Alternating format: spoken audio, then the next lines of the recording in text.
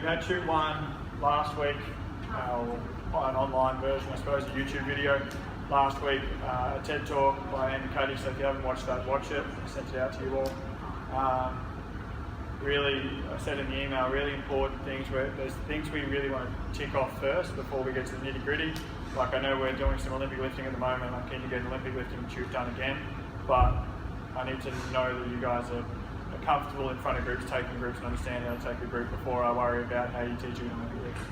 So if you are interested, that resource is online. If you go to our YouTube channel, there's the ones that Nick did last semester on Olympic lifting, so go back and have a look. Art and science, essentially. So usually people say a lot of the time, the art of coaching, there is an art to it, but there's actually a lot of science behind it as well, and we're going to go through that today.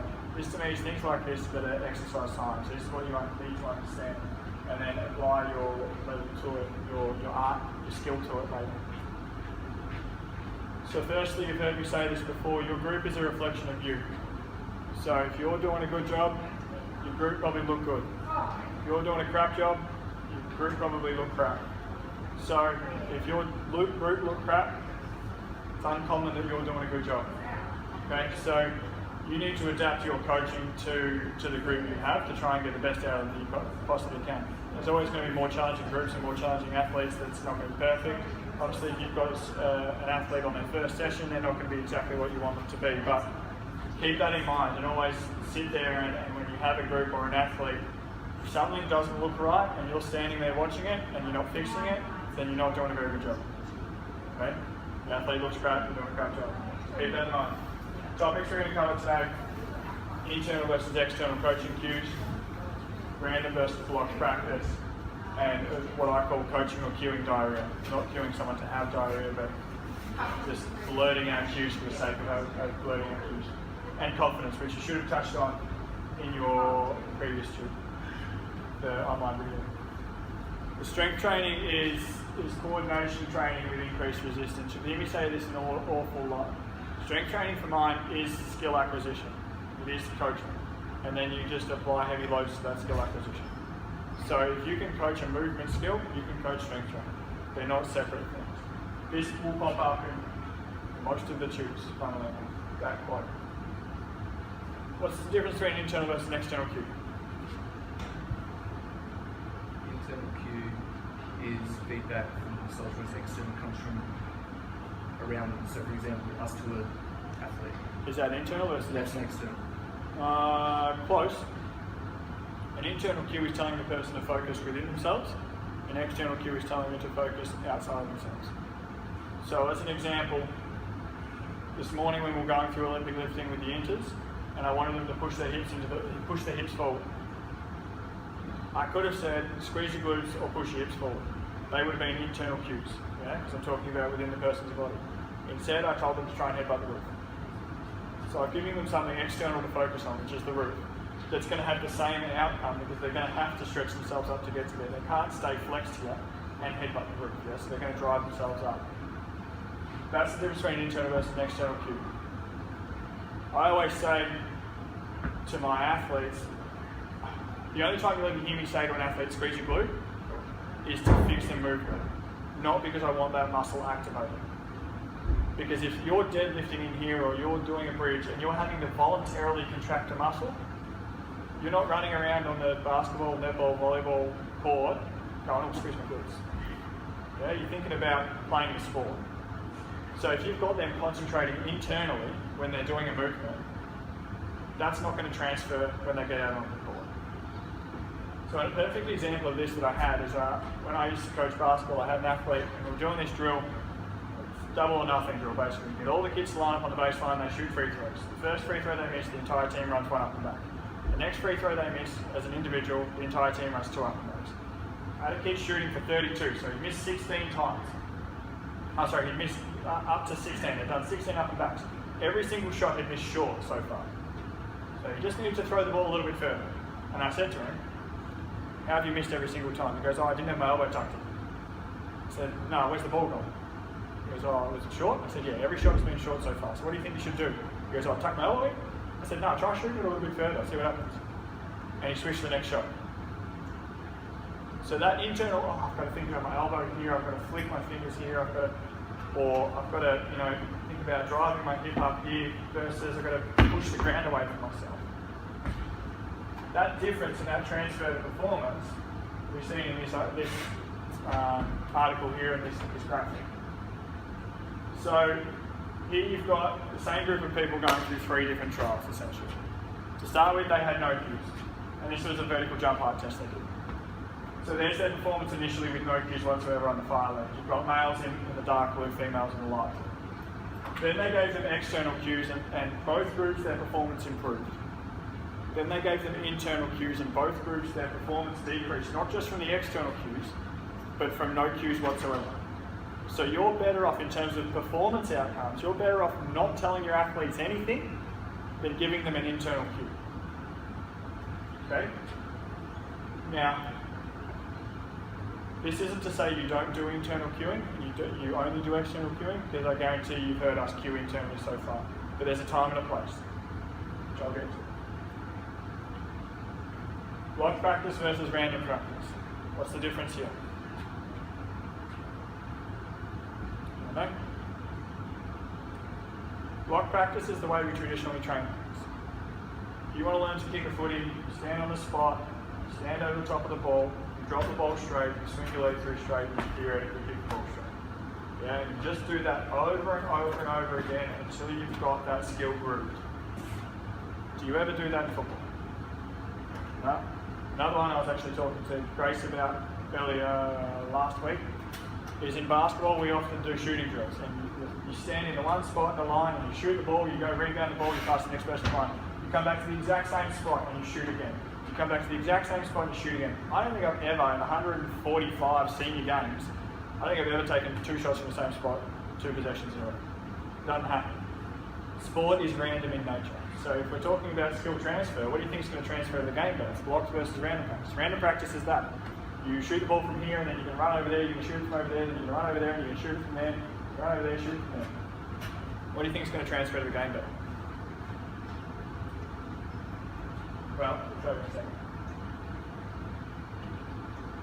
Now you can manipulate a drill to have varying degrees of randomization as well.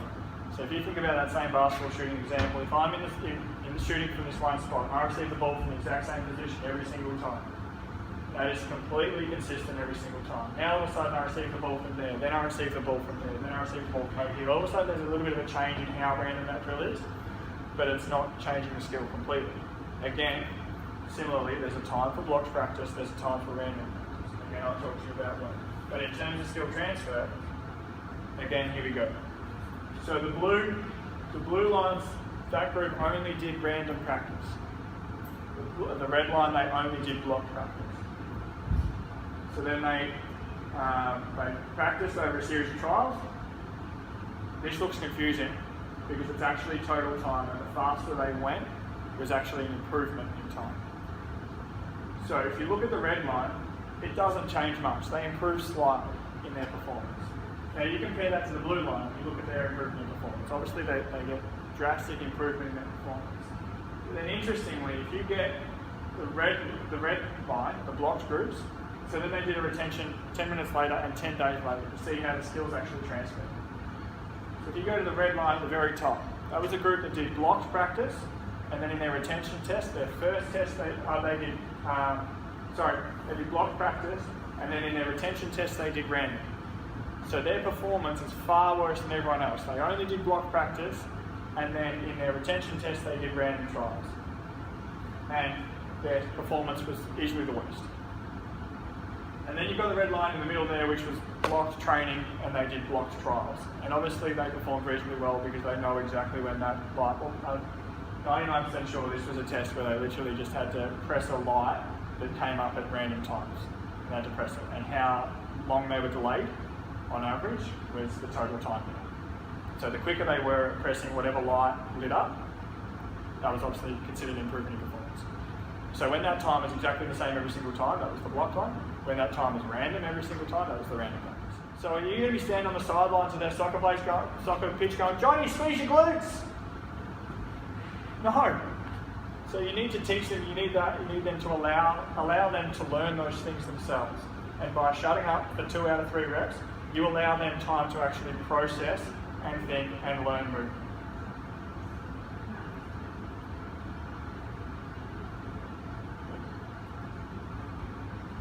So we touched on this briefly. Internal blocked feedback 100% of the time. I wouldn't be opposed to that for a beginner. Maybe I left the point out there. The other thing that I forgot to put in there is if you ask a beginner, if you allow a beginner to move and ask them to ask you for feedback, when do you reckon they ask for it? Don't say 33% of the time. That's what the answer is. After a good rep or a bad rep? After a good rep. So if you just allow beginners to move and allow them to ask you for feedback when they feel it's appropriate, they will always ask after their better reps, not after their worst ones. The reason that is they want to try and provide, they want to develop a context for what you want to achieve. Now, if they're doing something wrong, how many variables do they have left? That's not what I want to see. Okay, so I've got 15 other billion ways that my body can choose to move.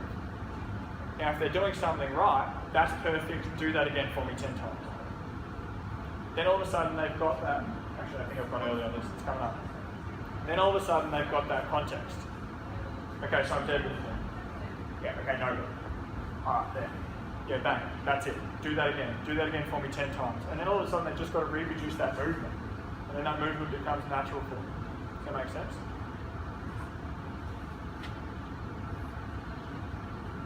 Okay. Did I go through all that? We did. External randomized less feedback. Obviously they're your more advanced people. Your internal block practice, you're going to be seeing a lot more of that with our year 7 and 8 groups. Randomized external cueing is what you're going to see more from our interns and our seniors. Yeah? And be a chameleon as a coach. Don't be one or the other. Don't be the kettlebell guy or the Olympic lifting guy. Be able to adapt to your environment. Similarly here, don't be the guy that can only work with adults or that can only work with footballers or that can only work with netballers. You've got that ability to change your coaching style based on the group or the athlete that you have in front of you, then you're going to be a far more successful coach. Yeah? Feedback. So these are a few other points. Do this, don't do this, do this. Anyone heard of this? Yeah? This is how I'll normally try and teach a movement. Yeah, so again, if we use a deadlift as an example because it's easy. Alright, what I want to do is I want to see you do this. Don't do this. Do this. You guys seen the studies of like coaches during timeouts, if they ask people after the timeout what information they remember, do you know what stuff it is? Basically, they remember the first bit, they remember the last bit, they forget everything in the middle. The other thing that does is, again, you're just giving them one thing to think about. This is what I want to see. This is not what I want to see. This is it. And all they've got to think about is that one thing. Don't remember that. Yeah? Really effective way of coaching. Try it. Similar to the praise sandwich, which I'm going to go over this with now. I did jump the gun on this. Don't forget the good. This is where our praise sandwich comes in, and probably the biggest thing that our interns do when they first start is they're trying to do such a good job that you concentrate on trying to fix everything. Remember, I just told you beginners want information on what they're doing well so they can continue to repeat that. So don't forget the good. If someone's doing something well, make sure you tell them they're doing something well. Yeah? We get in the habit of constantly trying to drive our athletes for more. We want more, and that becomes draining. You're building them up, telling them what great things they're doing, whether that's as a group or whether that's as an individual athlete. If you constantly tell them what things they are doing good, but also including the things they need to do to get better, then all of a sudden you feel like they're on their side. Don't create a feeling as though you're against them. So this is another thing where our interns are like, oh, come on, you can do more than that. And all of a sudden it just creates this you against them mentality. You want your athletes, your coaches, your clients, your teams to feel like you're on their team. You're part of them, you're with them. You share their successes, you wear their miseries. Yeah? So use language that is inclusive. Like, as opposed to, come on, you can give me better than that.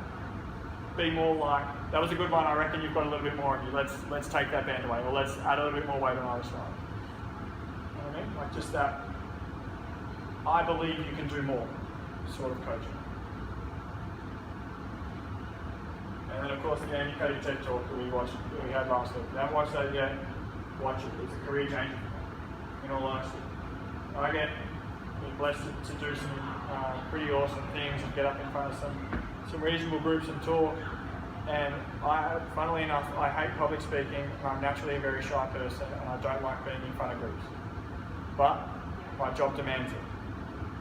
So if I'm going to continue to be successful in my career, I need to find strategies to get past that. And that Andy Cuddy TED Talk for me nailed it. I went from not being able to speak in front of groups well to faking it. And it's funny how I get feedback sometimes that I can come across as being arrogant, but it's fake confidence. I push my chest out, I get up tall, I get into confident positions, it makes me feel a little bit more confident, and I go and deliver my message. Yeah? So, have a look at that talk if you haven't heard it. So, in conclusion, nice quick one, focus on the most important factors in the skill.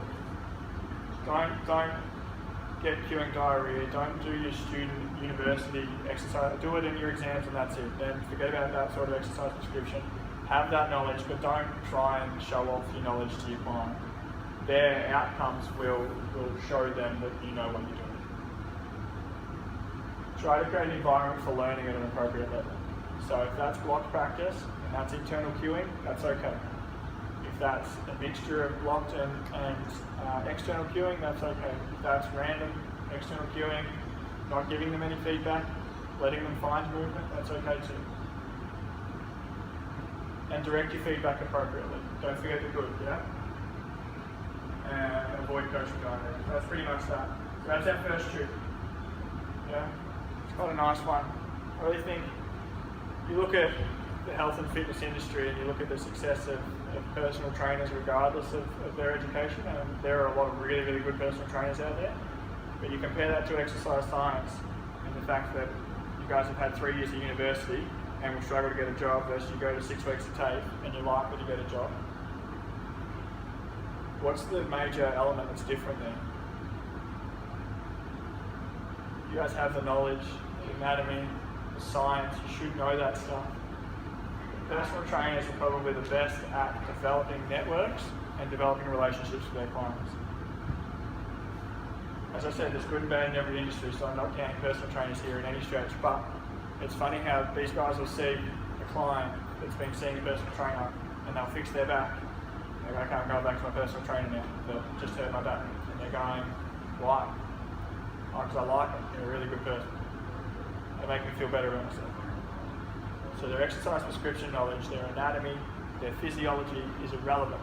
The fact that they're relatable and can build rapport with their clients makes them successful. And that's where this sort of stuff is really important. Okay? Don't have any questions? No? I'm very quiet. So shoots will normally get done on a Tuesday because of everything that's been happening in my life and the fact that I've been here. We did one today. Otherwise, they'll be on Tuesdays going forward. Right? Thanks, guys.